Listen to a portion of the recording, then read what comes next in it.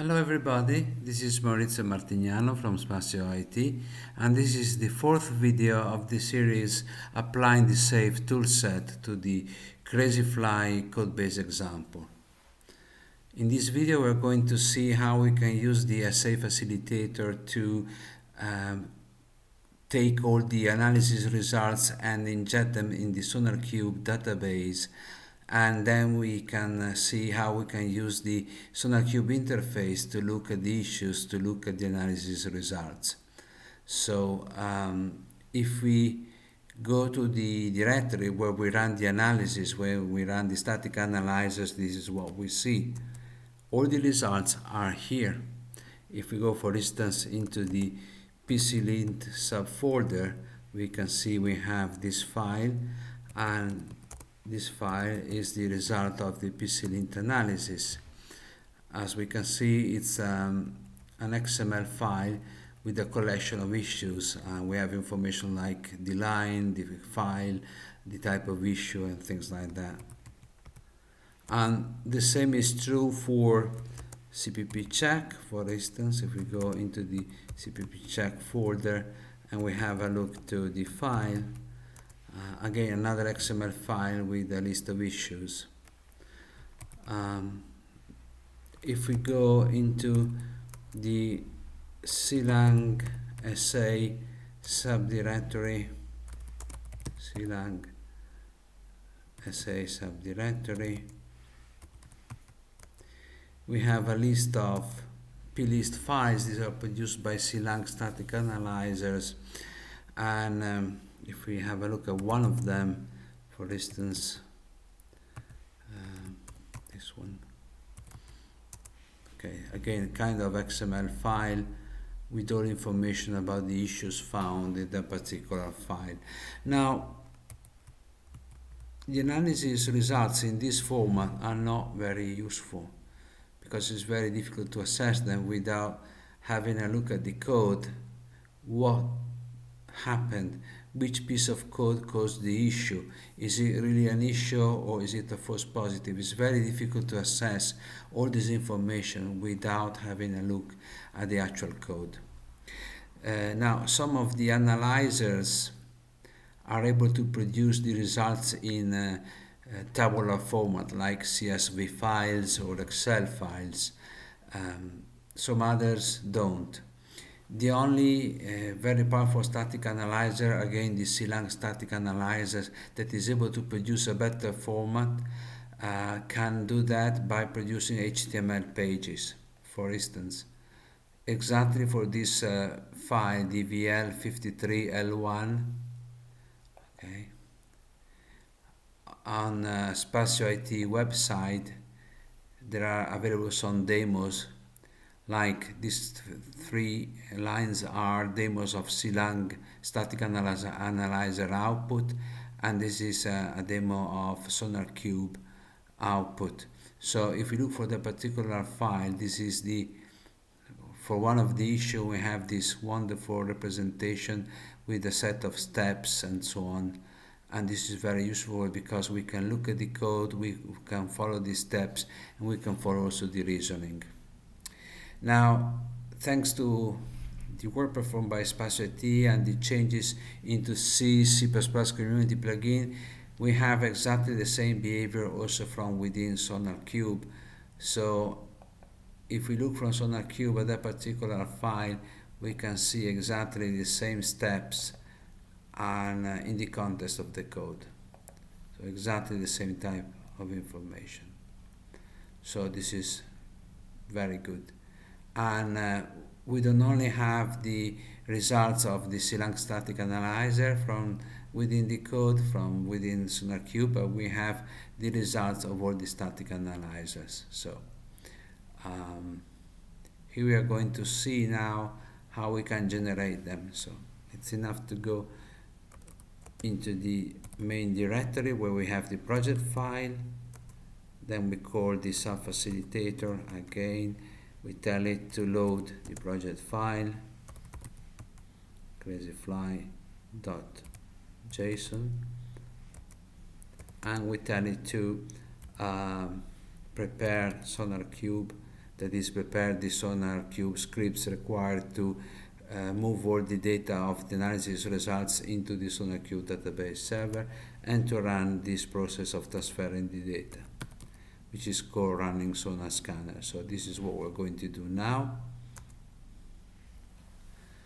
And the utility has prepared all the files, and then it starts the Sonar Scanner. And here Sonar Scanner is running, and it will take some time. At the end of this process, all the data will be transferred to the SonarQube server, and we're going to have a look at that in a moment. So while the Sonar Scanner execution is still running, we have a look at the SonarQube server running on this virtual machine. So we open Firefox and we look at the address localhost 9000, where we have the SonarQube server user interface. And as we can see at the moment, there are no projects, nothing has been loaded. The machine comes with a SonarQube server, which is basically empty, no analysis has been conducted. So this is the first analysis. When this analysis will be finished, we'll be able to see its results from within Firefox. So we wait for that to occur. So here we can see that the transfer of information from, say, the local files to the SonarQube server is finished, and if we open the Sonar user interface and we update it a bit,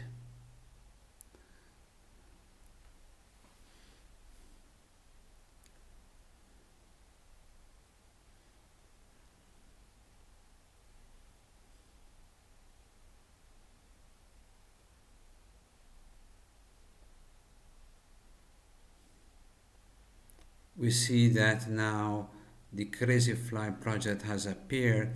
Of course, at the moment we don't have any result because everything that has been transferred to the server needs to be kind of digested before it's shown. So we go inside this project, and at the moment in the project we can see that there is an analysis in progress. At the moment the server is digesting, analyzing all the received information, and in a while we will see all the results from this interface. So we wait for that to happen. So here we have finally all the data processes digested, and now it's possible to see all this information from within the Sonar server, the SonarQube user interface. So here we can see the project name, the project key, and we can see also the version, which is the one we use in the assay facilitator. We have some few bugs, vulnerabilities, and lots of code smells. If we look at the issues,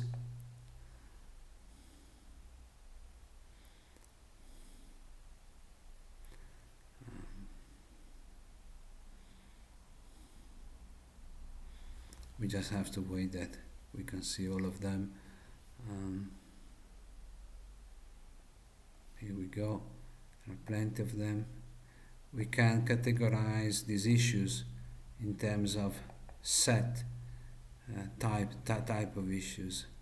So we have, for instance, MISRA C compliance, MISRA normal compliance, pitfalls, bad practice, the CWE weaknesses, the CERT issues.